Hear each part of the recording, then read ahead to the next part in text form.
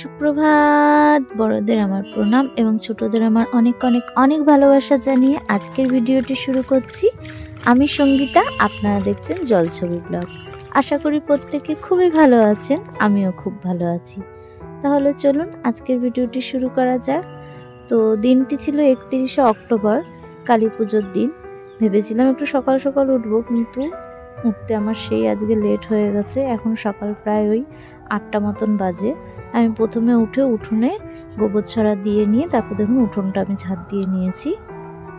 আর আজকে ঘরটাও লেপতে হবে, যেহেতু পুজোর দিন সেজন্য এই টুকিটাকি কাজগুলো তো করতেই হয় আমরা যারা গ্রামে থাকি। তো বাইরের সমস্ত কাজ সেরে চলে এসেছি এবার রান্নাঘরে। আর আজকে একবারেই রান্নাটা সেরে নেব। করব মুগ ডাল। আর আমাদের বাড়ি আমরা কেউ কালী পুজোতে উপোস করি না, তবে জানেন তো সবাই পাড়ার সবাই কিন্তু আমরা কালী পুজোর দিন নিরামিষই খাই। আর করব আজকে একটু চাল কুমড়োর ঘন্ট, আলু মাখা আর জলপাইয়ের টক। আজকে খুব সিম্পল আর ঝটপট রান্নাটা সারবো, কারণ এছাড়াও আরও অন্যান্য টুকিটাকি অনেক কাজ রয়েছে, সেগুলো সব করে নিতে হবে। তো ডালটা আমার হয়ে গেছে, আর এদিকে বসিয়ে নিয়েছি চাল কুমড়োর ঘন্টটা একটু ঢেকে রাখি, মজে যাবে তাহলে। আর চলুন বাইরে দেখুন ওরা বাপ বেটা দুজনে কি করছে। বাজির মেলা বসেছে। কালকে আসলে বাবা যে বাজিগুলো দিয়ে গেল আমার ভাই পাঠিয়েছে পুকুর জন্য, মানে স্বপ্নদ্বীপের জন্য, সেগুলোই এখন ওর বাবা আর ও দুজনে মিলে একটু রোদ দেখাচ্ছে।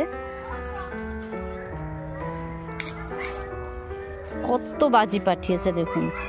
ভাই আসলে প্রায় প্রতি বছর এই ধরনের এত বাজিই পাঠায়। গত বছর পাঠাতে পারেনি, কিনতে পারেনি বলে, আবার এই বছর একটু বেশিই বাজি পাঠিয়েছে। দেখছেন, এই সব বাজি কালকে বাবা দিয়ে গেল। সেগুলো তো আপনারা আগের ব্লগে দেখেইছেন। চাল কুমড়োর ঘন্টটাও আমার হয়ে গেছে। তো লাস্টে কটা বড়ি ছিল সেটাই ভেঙে আর কটা ধনেপাতা দিয়ে নামিয়ে নিলাম। তো কিছুটা জামা কাপড় কাচবো বলে জামা কাপড়টা আগে ভিজিয়ে রেখে আসলাম, তারপরে এসে বসিয়েছিলাম জলপাইয়ের টক। তো টকটাও কিন্তু আমার এখন হয়ে গেছে। তো জামা কাপড় সব কাচা কমপ্লিট, এবার ঢুকেছি আমার ঘর লেপতে। তো এটা হলে পরে মোটামুটি আজকের মতো কাজ প্রায় কমপ্লিট হয়ে যাবে, তারপরে যাবো স্নান করতে। তো জানেন তো আমার যখন বিয়ে হয় তখন কিন্তু আমার গ্রামের এই সমস্ত কাজগুলো আমি একদমই করতে পারতাম না। ধীরে ধীরে ধীরে ধীরে সব কিছুই আমাকে শিখতে হয়েছে। যেরকম উঠোনটা লেপতে পারতাম না, ঘর লেপতে পারতাম না, এই কাজগুলো তো কোনোদিন আগে বাপের বাড়িতে করিনি। তবে এখনো সবই পারি, বলে না সময় সবই শিখিয়ে দেয় আর কি, সেটাই। আর মেয়েরা চাইলে কি না পারে, সব কিছুই করতে পারে, তেমনটাই। আর এদিকে দেখুন স্বপ্নদ্বীপ কিন্তু ওর বাবাকে হেল্প করছে লাইট সেট করতে। তো ওর বাবার তো স্কুল খুলে গেছিলো, সেজন্য এই কদিন একেবারেই সময় পায়নি। আর সন্ধ্যেবেলা তো রাত্রেবেলা তো এই সমস্ত কাজ হয় না। ও কিন্তু সবসময় ওর বাবার মানে সর্বক্ষণের সঙ্গী বলা যেতে পারে, আর ওর বাবাকে সব রকম কাজেই কিন্তু ও হেল্প করে।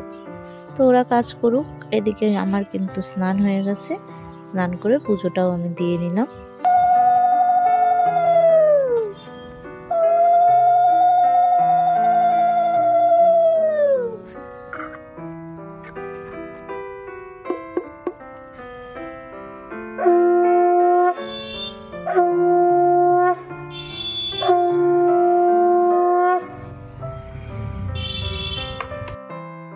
কালী পুজোর আগের দিন থেকে বেশ একটু শীত শীত পড়াতে আমি কিন্তু 2 দিন পর পর একটু অবেলায় স্নান হয়ে গেছে। মোটামুটি ওই স্নান করতে করতে আমার 3টে-4টে বেজে গেছিলো বলে আমার জানি না কেন হঠাৎ করেই জ্বর এসে গেছিলো, ভালোও লাগছিল না। তো যাই হোক, তারপরে দেখুন সন্ধ্যেবেলা আমার পাড়ার কচিকাচারা সবাই এসেছিলো আমাদের বাড়ি, সবাই মিলে বাজি পোড়াচ্ছিল। ঈশান, অরিক, অত্রি, সপ্তর্ষি, তারপরে প্রিয়া এসেছিল, স্নিগ্ধা ছিল, স্নিগ্ধার বোন আনন্দী ছিল।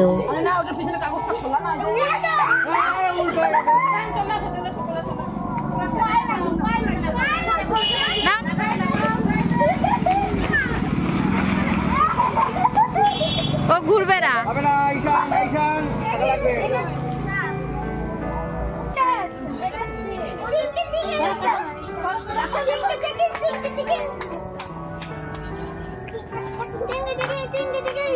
বাবা, ওরে বাবা, দেখি আমার দিকে ঘোরো, আমার দিকে ঘোরো। হ্যাঁ,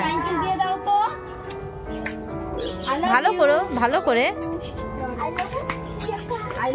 পড়লো রে।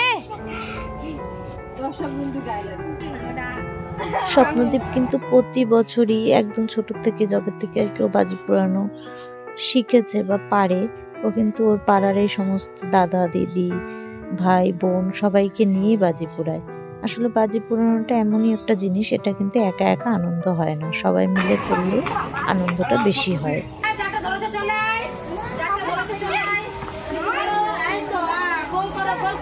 গোল করো।